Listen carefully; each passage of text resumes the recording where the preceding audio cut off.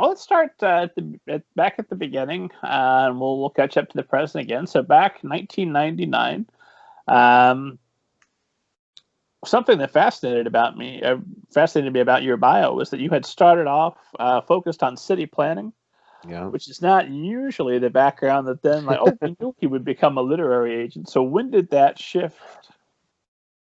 It, I didn't, I never really chose publishing so much as publishing chose me. I got incredibly lucky. It was the summer between my freshman and sophomore year of college. I had every intention of studying city planning, urban design, and going to grad school, but I needed a part-time job because I was living in New York City and it was expensive and my savings was not was not lasting as long as I thought it would.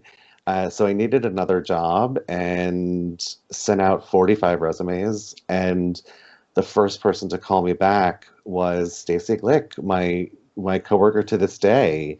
She called me within 24 hours. I was in the office the next day for an interview and had the job the day after that. So I didn't even know what a literary agent was at that point. I just sent in my resume thinking I like books, I like to read.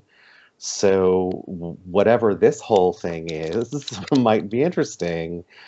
And from there, it was a really quick process of falling in love. I loved diving into the slush pile, which at that point was an actual pile. We had milk crates full of query letters, and there was just this sense of potential that was so inspiring, that it was so exciting. And I think it was maybe my second year was the first time I read a book and recommended it to Jane and Miriam, who have always run the agency. Michael's now a partner, but it was Jane and Miriam at the time, and they signed the book on and sold it for six figures. And that was my first hint that, maybe I know what I'm doing. Maybe, maybe there's something here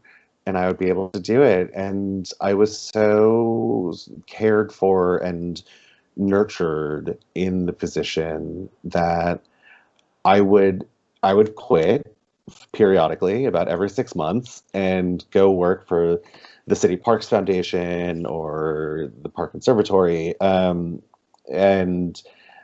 do that for a little while because I thought it was what I was going to do with my life. And I just kept finding myself back at Jane's door, waiting to be let back in. And they took me back three separate times. And I'm endlessly grateful that they did because it's turned into, a dream career. I love this. Usually it's authors that are, I can't do it. I can't stick with it. And it's the agent three times. So that must have been just a heck of an interview. Or nobody else in all of New York was interested in the position that you had the one interview. She hires you the next day. You've got no background in books. No, did you come into the interview saying I have a very strong focus on novels? It's all I want with a really good line, or I'm asking you about something that happened 21 years ago. I don't I know, I'm not know. sure. I think I walked in, I have a lot of guilt about this because I know how hard it is to break into publishing, and I really just fell through the cracks. And was incredibly lucky, but I I don't know that I wish I could say I had some brilliant plan, brilliant scheme, great interview technique.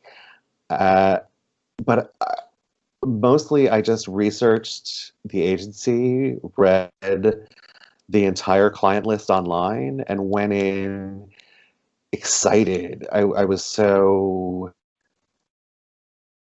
inspired by this list of clients that this company and I had never heard of had worked with, and it felt I was talking to a friend earlier today about how when I first started, I would walk into bookstores and see books that my boss had sold and take them off the shelves and flip to the acknowledgments. And I would see her name, and I thought this was the most amazing, sophisticated, rarefied event I could imagine. And I had this fantasy that one day it would happen to me. And it did. I think if anything, what got me the job was awe and dedication and, the good sense to research who I was about to talk to.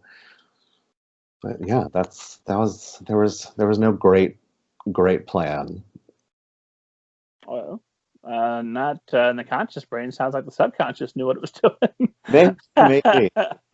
So, had you always been a big reader and book fan prior to this? I am a little embarrassed to say that as a child, I was not much of a reader. I was a late reader. I found it very challenging. And it wasn't probably until maybe third or fourth grade that I started to realize that books could be fun. And it was R.L. Stein's Fear Street that did the trick for me. I loved those books. They were some of the only books we could afford. And I just started downing them and couldn't stop. And from Fear Street, I transitioned to Stephen King. So sort of horror was what got me into it. I had always liked ghost stories, um,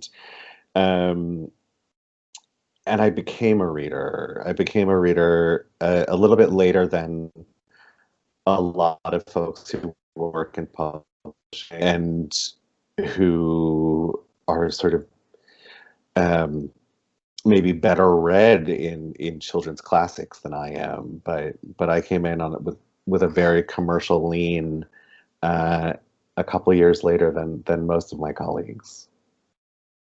So, first of all, when you found that book in the slush that they went on to sell for six figures, they Yeah. give you a little taste, buy a nice drink or a lunch or something. I don't think. No. I don't know. Maybe there might have been a gift. There might have been a bottle of champagne. I'm not sure. I'm trying to remember, and I can't say for sure. I know the first book I ever sold on my own, I got a bottle of champagne. I'm not sure if I did that first time. I did get a hearty congratulations and much appreciation, but maybe not monetary gifts. Well, they did let you leave and come back three times, so True. fair True. enough. Yeah, they left the door open. So